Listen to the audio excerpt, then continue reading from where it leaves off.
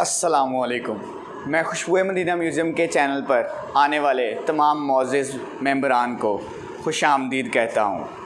Video शुरू होने से पहले मेरे चैनल को सब्सक्राइब करें और बेल आइकन के बटन को प्रेस करें ताकि हर आने वाली वीडियो आपके पास सबसे पहले पहुँचे। हुज़ूर मेरी तो सारी। अस्सलामुअलैकुम। उम्मीद करता हूँ कि आप सब लोग खैरियत से होंगे।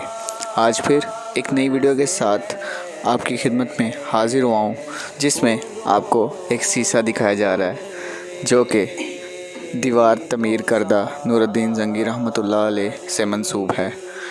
ये इस वक्त खुशबू मदीना म्यूज़ियम में मौजूद है। आपसे मैं बेकरार था, मेरा करार आपसे है। हुज़ूर मेरी तो सारी